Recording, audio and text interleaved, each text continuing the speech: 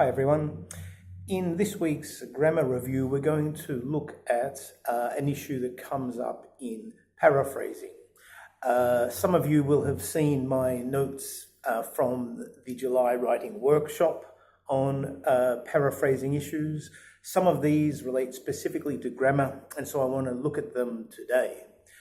Now, the question prompt, there's one particular question prompt we're studying in the workshop that is quite a tricky one, and it relates to criminals being released from jail.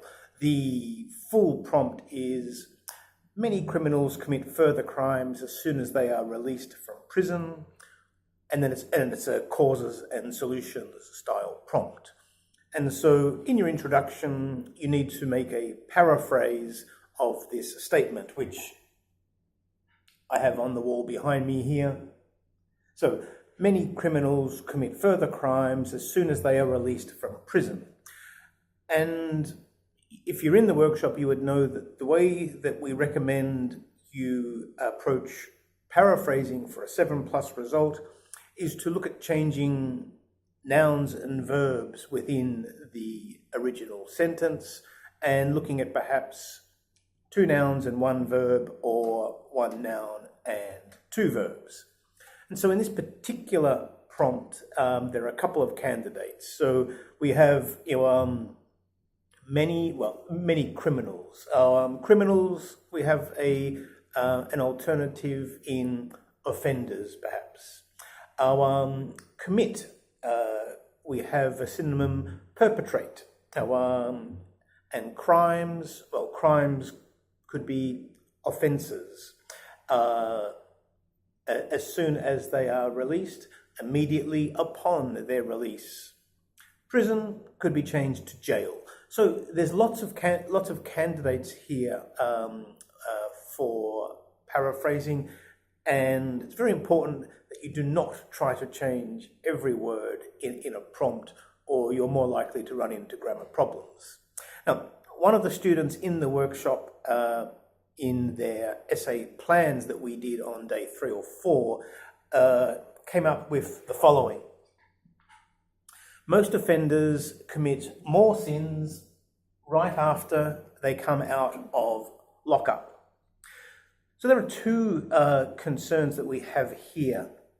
Sorry, see it behind me there? Yeah. So 2 concerns. One is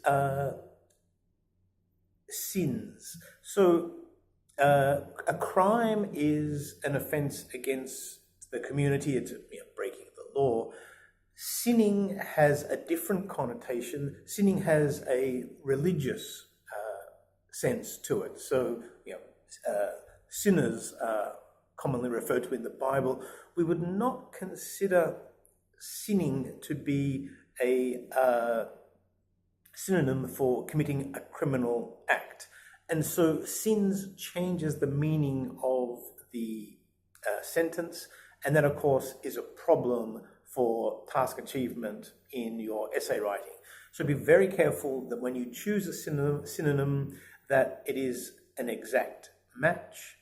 And dictionaries of synonyms can be dangerous, because while they will give you a lot of options, there's only certain contexts in which some synonyms work correctly. So the other problem we have here is lockup, reference to lockup. Lockup is a slang term. We would there are better synonyms for prison than saying lockup. So jail is the obvious one. It's very important to avoid slang terms in your IELTS essays. The writing must be formal in nature. And so this was what we would call a near miss. So there are some good paraphrase examples here. So offenders is an accurate paraphrase for criminals, but a couple of less appropriate choices here. So when you are paraphrasing, take care that you are preserving the meaning of the question. Yeah? Okay, that's all for today. Good luck with your study.